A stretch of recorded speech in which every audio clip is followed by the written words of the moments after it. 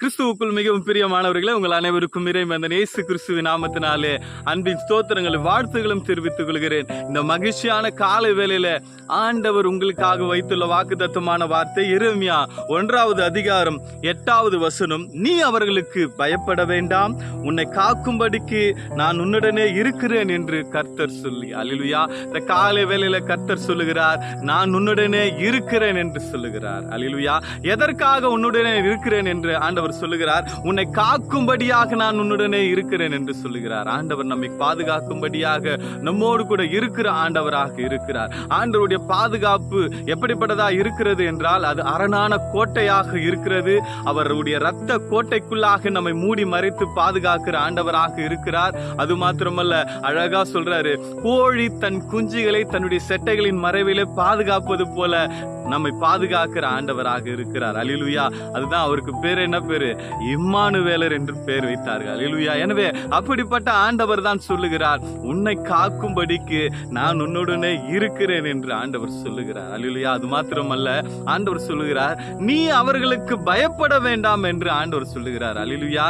நீ யாருக்கும் பயப்படாதீங்க. இந்த உலகத்தில் இருக்கிற மனிதர்களாலே உங்களுக்கு வருகிற பிரச்சனையோ, உங்களுக்கு வருகிற போராட்டங்களோ, எதை குறித்தும் பயப்படாதீர்கள். ஏனென்றால் இந்த மனிதர்கள் உங்களை விழத்தள்ளலாம் என்று, அல்லது பொறாமையினாலே உங்களை ஒன்றும் இல்லாமல் ஆக்கலாம் என்று அவர்கள் நிறைய சூழ்ச்சிகள் செய்யலாம். அல்லது நீங்கள் இருக்கிற பரிசுத்தத்தினாலே கர்த்தரோடு நீங்கள் இணைந்து இருப்பதை பொறாமைப்பட்டு, அல்லது பிசாசு அதை கெடுக்க வேண்டும் என்று பிசாசு நிறைய போராட்டங்களை கொண்டு வரலாம். அல்லேலூயா. இந்த காலை வேளையில ஆண்டவர் சொல்கிறார், நீ அப்படி யாருக்கும் என்ன பண்ணாத, பிசாசுக்கும் மனிதர்களுக்கு யாருக்கும் என்ன பண்ணாத, பயப்படாத.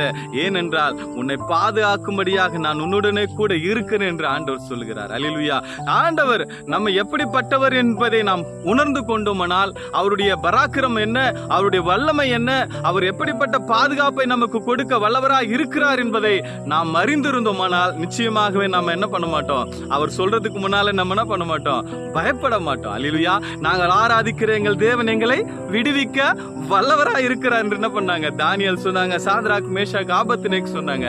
அந்தபடியான ஒரு விசுவாசமான வார்த்தை நமக்குள்ளாக நிச்சயமாக வரும். எனவே ஆண்டவர் நம்மை பாதுகாக்கிறவராக நம்மோடு கூட இருக்கிறார் என்று இந்த கால வேளையில நமக்கு வாக்குத்தத்தம் பண்ணுகிறார். அது மாத்திரமல்ல, அந்த அதிகாரத்துல அதுக்கு அடுத்த வசனத்துல ஆண்டவர் சொல்றாரு, அவர் பாதுகாக்க மாத்திரமல்ல, நீ என்ன பண்ணாத, என்னையே நம்பி இருக்காத, உனக்கு நான் அதிகாரத்தை கொடுக்கிறேன் என்று ஆண்டவர் சொல்லுகிறார். எப்படிப்பட்ட அதிகாரத்தை பாருங்களேன். 10வது வசனத்தை நான் வாசிக்கிறேன். பார், பிடுங்கவும் இடிக்கவும் அழிக்கவும் கவிழ்க்கவும் கட்டவும் நாட்டவும் உன்னை நான் இன்றைய தினம் ஜாதிகளின் மேலும் ராஜ்யங்களின் மேலும் ஏற்படுத்தினேன் என்று கர்த்தர் என்னுடனே சொன்னார். அல்லேலூயா.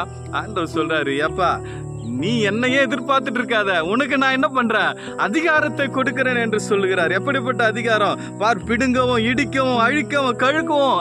அது மாத்திரமல்ல, அல்லேலூயா என்று சொல்றாரு, கட்டவும் நாட்டவும் என்ன பண்ற, உனக்கு அதிகாரத்தை கொடுக்கிறேன் என்று ஆண்டவர் சொல்லுகிறார். எனவே ஆண்டவர் நம்மை பாதுகாக்கிறவராக, எதிரிகளோடு போரிடுவதற்கான பலத்தையும் நமக்கு ஆண்டவர் கொடுக்கிறவராக இருக்கிறார். எனவே இந்த காலை வேளையில ஆண்டவர் சொல்லுகிற வண்ணமாய், நான் உன்னை பாதுகாக்கும்படியாக உன்னுடனே இருக்கிறேன் என்று சொல்லுகிறார். அவர்களுக்கு நீ பயப்பட வேண்டாம் என்று சொல்லுகிறார். எனவே அப்படிப்பட்டதான வார்த்தையை, அவருடைய வாக்குத்தத்தமான வார்த்தையை நீங்கள் விசுவாசியுங்கள். நிச்சயமாகவே ஆண்டவர் உங்களை பாதுகாப்பார். நீங்கள் யாருக்கும் பயப்படாதீர்கள். ஆண்டவர் உங்களை பாதுகாத்து வழிநடத்த வல்லவராக இருக்கிறார். எனவே இந்த காலை வேளையில் ஆண்டவர் கொடுத்த வார்த்தைகளை நாம் விசுவாசிப்போம்.